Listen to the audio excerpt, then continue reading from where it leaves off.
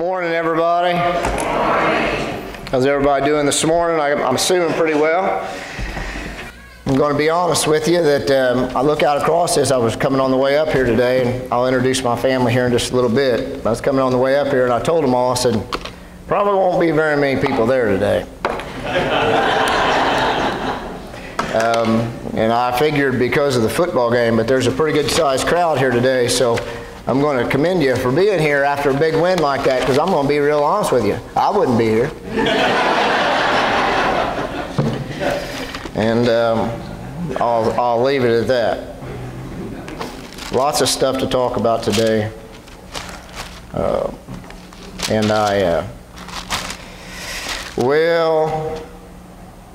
let me find my place here. It's going to be a long day today, I have a feeling. So, okay. Well, I'm going to have to get one of these Kleenexes out.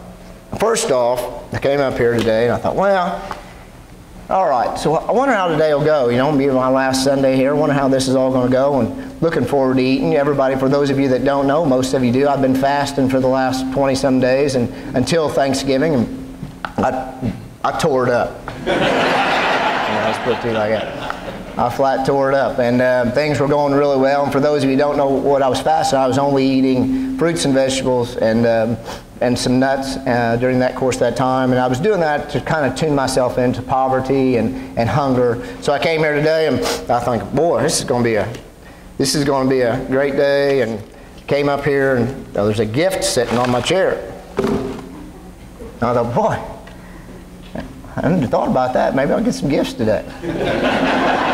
Well, you know, this might not be too bad a day after all. A lot of things could come into place. Come on in, ladies. You're not bothering me any. You probably going to go downhill after you guys get in here anyway. So anyways, I come in and I decide to open up my gift. For those of you that have been here will understand a little better. But I got a can of tomato soup. So I'm appreciative.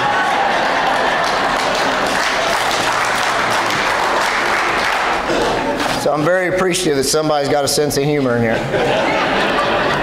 I've been eating a lot of tomato soup over the last few weeks.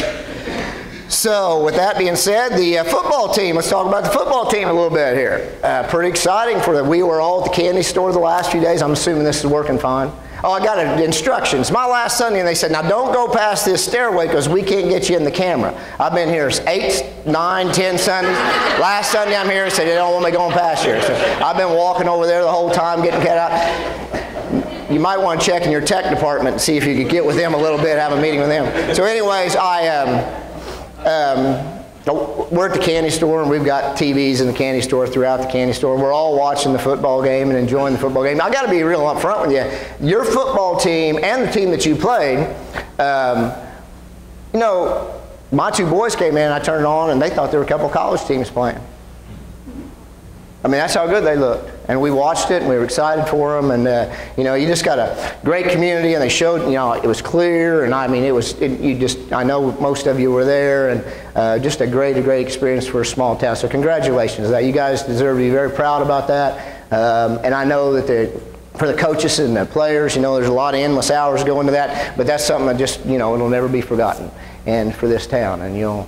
It's just an awesome experience. So congratulations to that. I'm happy for all of you. I was happy yesterday for you. So then, got a call from Trudy, and Trudy said, hey, the church would like to feed you. And so I talked to you a little bit about that after the sermon. But we want to make sure you bring your family up, so I brought my family up today. So I got to introduce my family to you, you know. She said, you know, I forgot to introduce your family, and I said, I'll take care of that. So let me tell you about that. So here we go. They're sitting over here. Raise your hands, everybody, so they know where to look at. There they are. That's my family. Go ahead and raise your hands again. There's people out in the balcony that are standing up trying to see you. Good. Let me talk to you a little bit. You may not get out of here very early because I got a lot to say. So let me tell you a little bit about them.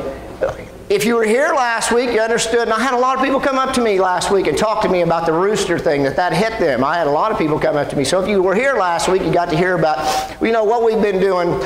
I mean, leave it to me. Leave it to me to be talking about things that happen in Easter over Christmas. I mean, that's the kind of guy that I am. I'm the guy that's talking about Easter things in the Christmas season. But we talked about Peter and Peter being denied and what that rooster was all about, and how we all have roosters in our lives that, that remind us of things. All that rooster did was kind of remind Peter. And you need to understand you've got roosters. And I thank God for roosters in my life that clean me up whenever I get, and all of a sudden you'll hear them say something. Those roosters say something and you'll go, daggone it, I messed up again.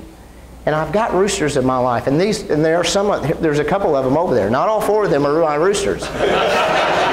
No. In fact, the 2 boys on the end, I'm their rooster right now. And so there are my 2 boys over there on the end. One of them's Gage on this end. He's my middle child. He's the one I'm just not too sure about yet.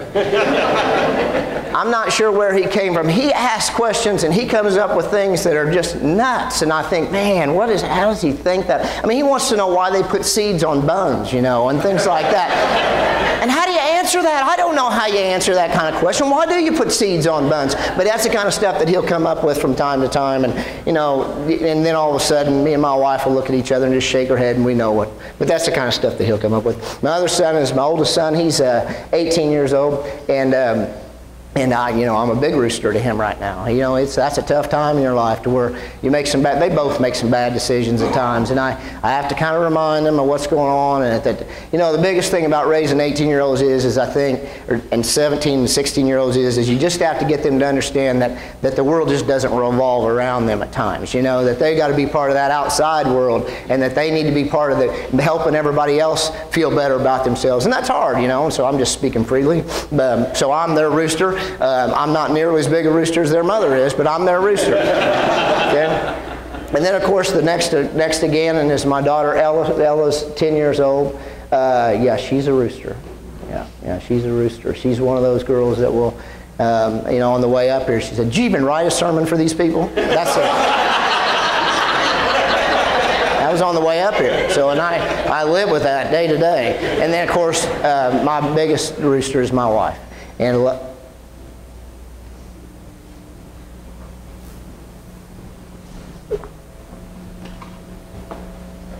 I love her to death. So I can't talk much about that. Because she's my biggest rooster, and she keeps me grounded, and she's not afraid to call me out when I need to be called out and straighten me out. So that's my family. And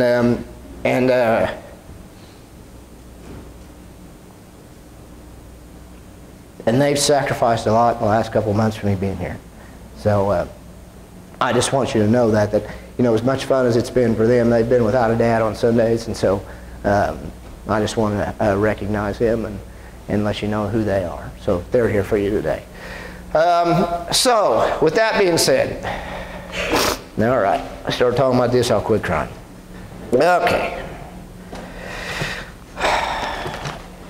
I'm going to have to back up as I got a lot of things written down here I want to talk to you about. Today, what I want to talk to you about is I'm going to try to finish this up. And I'm going to get to this story, but as you guys all well know, I like to talk about the pre-stories before we get to that. And I'm going to talk to you about little things with the crucifixion, a lot of little stuff about crucifixion that maybe those people in that story right before the crucifixion didn't happen. And if you let me remind you what's going on here. Things have kind of turned just downhill.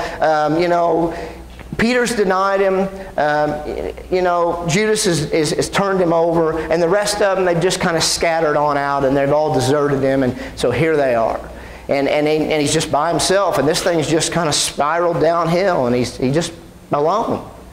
And we talked about, that he was at the garden, and they came and they got him. And that's what happened. And they came and got him, so I'm going to try to put this story together for you. Some of you may not like this because it's a story that all of you know, but maybe I can bring in just a little bit of light into this. They came and got him at the garden at about 11 o'clock at night. I did a lot of studying on this, lots this week. Because I want to get you a time. And they came and got him about 11 o'clock at night. So about 11 o'clock at night when they came, arrested him and took him off, and that's when Peter took off his ear, and we talked about that. It's about 11 o'clock at night. So 12 o'clock they'd taken him, and they were going to get him through some of the trials with the Sanhedrin, and that was the officials, and they were going through some things, so it was about 12. And 1 o'clock they went to the second trial. So this is all happening all night long. I mean, Jesus doesn't get to sleep. This is all going on all through the night.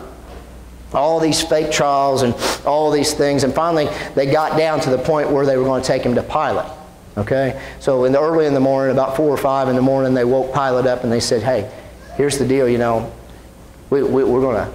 want you to give us some judgment on this guy, and here's what he's done. And Pilate stops and he looks over some of this stuff that they're claiming that he's done.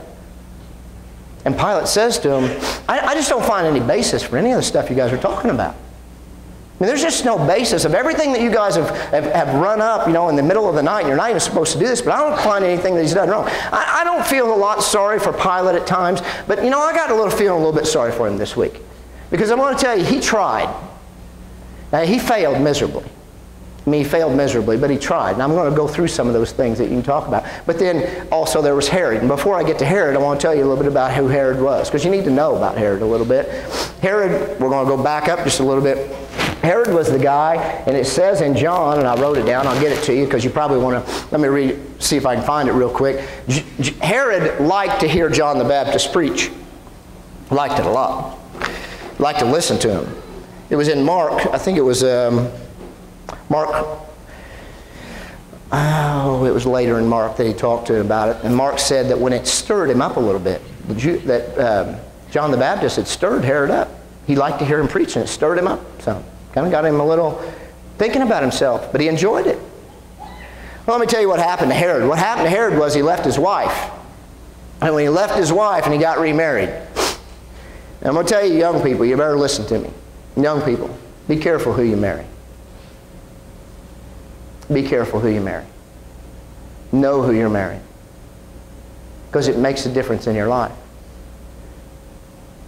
Because John the Baptist, Herod liked listening to him, and one day he was in there, he had met this other lady and he was married to her, and then he saw his daughter, and he told his daughter he liked the way that she danced, and he said, you know what, bottom line is hey, I'll do anything for you. I'll give you half my kingdom. You just tell me what you want. And she went to her mom, and her mom hated him, hated John the Baptist, and said, you know what, I think what I want John the Baptist's head.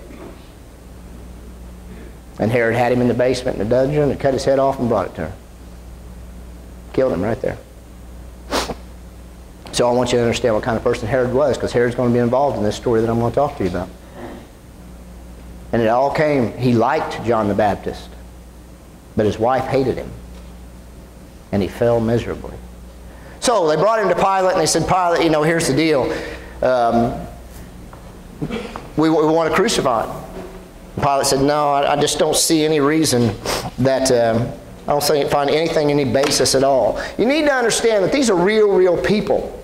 They're real people. And so don't think, I want you to think about Pilate for a minute. Pilate had a mom and dad. Pilate grew up. Pilate went to school. Pilate decided he was going to be part of the judicial system. He was going to be part of the government. That's what he wanted to do. And he, let me tell you something about Pilate. Everything I read about Pilate was, he was pretty good. He's a pretty good leader. He didn't get to those positions without being a pretty good guy and a pretty good leader. And he was making some good decisions. And they came to him and they said, you know what, I just can't do anything about it. And they stayed on him. So, number one, he failed. So they came back to him and they said, that's not an option. And that happened at about 6 o'clock in the morning. And then he said, you know what, I got another idea. And he thought to himself, how can I get out of this? I'm just going to send Jesus and that whole crowd down to Herod to see Herod. I can't crucify this guy. I just send him down to Herod. Herod looked at him, and Herod was very interested in Jesus. He was very interested in him. So he brought him in there and he said, man, I tell you what I want you to do. I just want you to perform a miracle for me. That's all I want you to do. Just perform one miracle for me. That's what I need. I just want to see this. And you can imagine that. They want to see a trick. And Jesus sat there silently and never said a word. Never spoke to him. And as soon as he wouldn't speak to him, Herod showed his true colors. And he began to mock him. And they threw a robe on him. And he began to make fun of him along with the soldiers. And how they would hit him. Say, tell me who hit you. Come on, you can tell the future. You can prophesy. You just tell us who hit you. And he became a good part of that. And Jesus wouldn't say a word. And so they sent him back to Pilate. Pilate's second chance failed. So the third chance of Pilate came to him and they said, we want him crucified. Pilate looked at him and said, I tell you what I'm going to do. Here's what I'm going to do. It's the time of the Passover, and the rule is that I can set one of them free, and I'm just going to set him free. This is the deal. I get to do this. And really, this was Pilate's own rule that he set up, and he said, I'm going to set one of them free, and I'm going to let him go free. He felt bad about it. And let me tell you something what happened in the middle of that. Mary Wise. Pilate's wife called him. Probably on his cell phone. Called him up, and he said, I don't know about this. I'm going to tell you right now, you better leave this guy alone. You better get out of this. This man is not somebody you want to mess with. You better leave him alone. And it worked on Pilate. And that's when Pilate said, I'm going to let him go. And they screamed out and they said to him, don't let him go. We don't want him go. We want Barabbas. Barabbas was a proven thief. Number 3, gone. Pilate's third chance to let him go. Failed miserably. And he had a 4th chance. Finally, he looked at the people and he said this, here's what I'm going to do. I'll scourge him and then I'll set him free. Now, scourging, I'm going to talk to you about that in just a little bit. Scourging is what they were going to do to him, and I'm just going to punish him. I'm going to treat him terribly, and then I'll set him free. And they wanted to get rid of him again. It couldn't happen. They just wouldn't let that happen. No, we're not going to do that. We want to crucify him. 4 times. 4 times. I wrote this down. Pilate said to him, I want you to deal with him yourself. No good. I'm going to send him to Herod. No good. I'm going to release him because that's what I can do. No good. I'll scourge him. I'll punish him. And then I'll release him. No good. And so now, I want to tell you this story. Pontius Pilate is remembered for one thing. In the Apostle Creed, they say, and he suffered under Pontius Pilate. That's how he's remembered. All of the great things and the great ideas that he had. And he wouldn't take that step and stand up for him. So he's remembered like this for the rest of his life. And I tell you, that's how your life can work. If you don't take a stand, you may think things are going all right in your life. If you don't start taking a stand for things, you're not going to be remembered the way that you want to be remembered. This guy did a lot of good things. And we say it every time. He's remembered. He suffered under Pontius Pilate.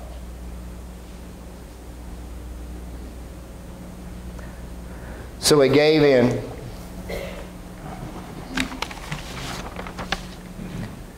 And they took and they scourged him. Now I got to talk to you about this. In the Bible it says this. We go through all this time together and it says, and there they crucified him, and that's all they talk about. That's it. That's all they talk about. The whole book of Luke, all this time I've been here, we've been talking, trying to get up to this point, and all they say is they crucified him there. That's all they say. They don't say anything about what happened to him. You need to know what happened to him. They took him and they whipped him. They whipped him with a cat o' nine tails. And what that is that's a handle that's got leather straps that are attached to it. And it's not like any normal whip. It has leather straps that are attached to it. And on the end of the leather straps are pieces of metal and pieces of bone. And the reason that they whipped him with that is because when they would whip him with that, it wasn't so much a way that it hurt when they struck him. What hurt is when they pulled it back. Because when they pulled it back, the metal and the bones would dig into the skin and it would tear the flesh back. And they beat him until they couldn't recognize him anymore. I want to tell you some things that they did to him.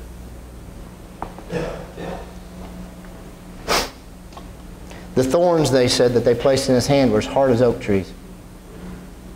That it not only pierced the flesh, but it probably pierced through some of the skull bone. They shoved it upon him. They had said that they had flesh that would hang from him. And they had large open wounds. They spit on him as he would walk by. They plucked his beard from his face.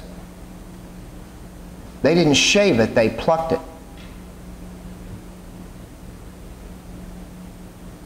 His teeth, he'd been bitten so bad that his teeth were broken off.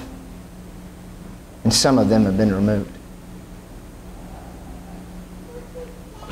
And this man never, ever raised a voice. Never raised his voice one time. The scourging was so bad at times that a lot of people that were supposed to be crucified didn't make it past the scourging. They died before they got to the crucifixion. He said in one place that I looked that you could not recognize him.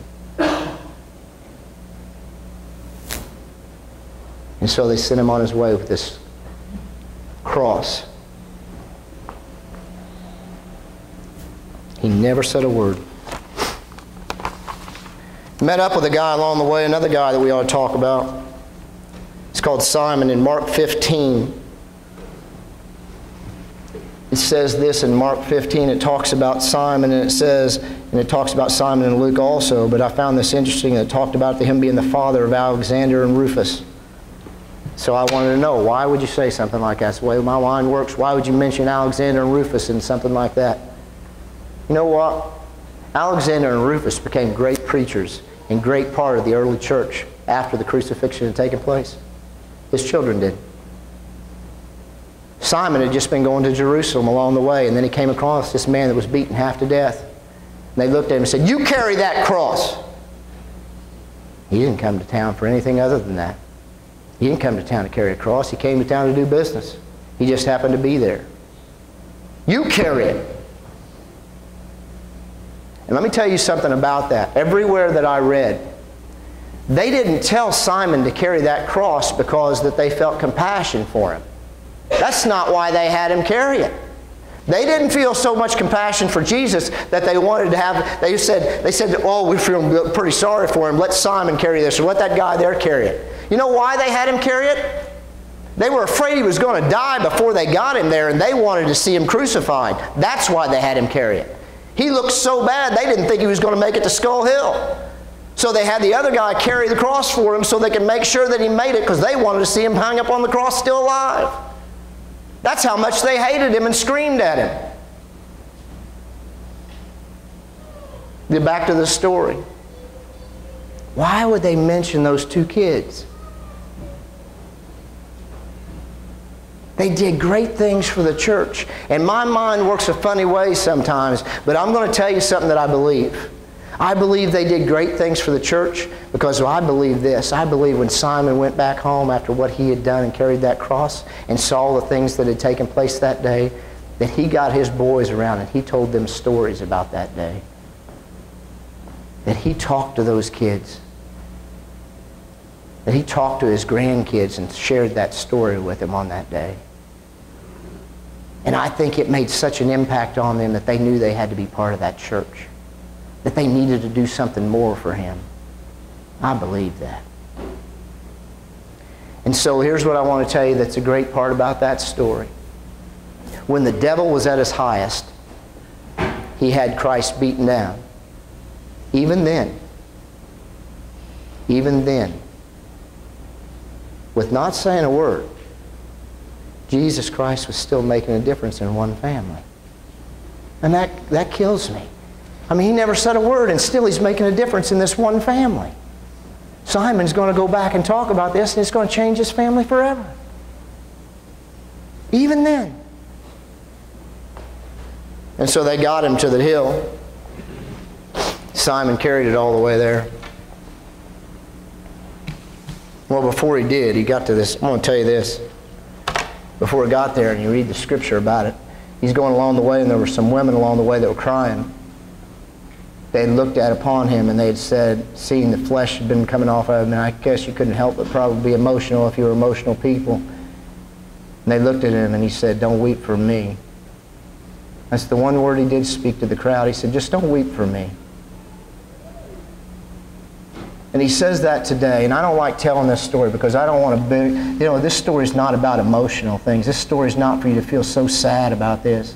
What this day is about today is for you to understand this. Here's what Jesus Christ says to you today. I don't want you to weep for me, Linton, Indiana. I don't want you to weep for me. You need to weep for yourself.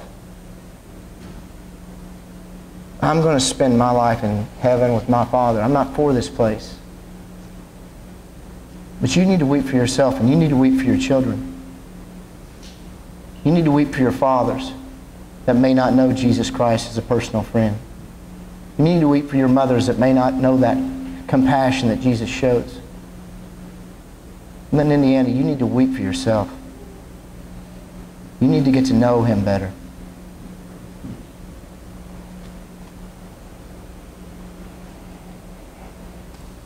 They hung Him on the cross at about 9 a.m. in the morning. So the trial had gone on all night long. He met up with Pilate around 6, went to Herod around 7 o'clock in the morning, came back about 8 o'clock to Pilate, did the punishment that they'd done, and they hung Him on the cross at about 9 a.m. And then the soldiers that were there, I mean, this guy's been beat down to nothing. The soldiers there began to say, you know what? I want his sandals now. I'll take his turban.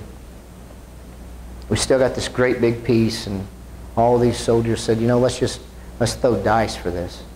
Don't give me a break. This guy's done nothing. He's hanging on a cross, and we're gambling underneath there for his clothing. He doesn't say a word. In fact, let me tell you what he does do. A lot of people get this story confused at times. That they take this sponge and they dip it in vinegar and they hand it up to him. And some people think that they did that as punishment. They didn't do that as punishment. That vinegar was mixed with hyssop, and it was another herb. And they gave it to those people up on the cross because if they would suck on that, it would dull the senses some, and the pain wouldn't be as great. So they stuck that up there for him. And he refused it. He refused it. What kind of guy does that?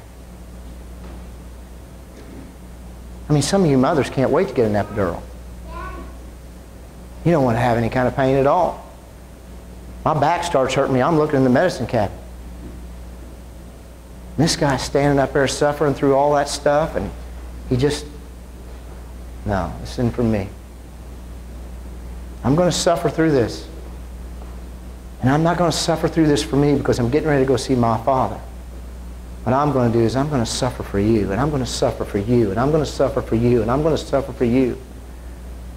And they hung him there in the middle of two thieves.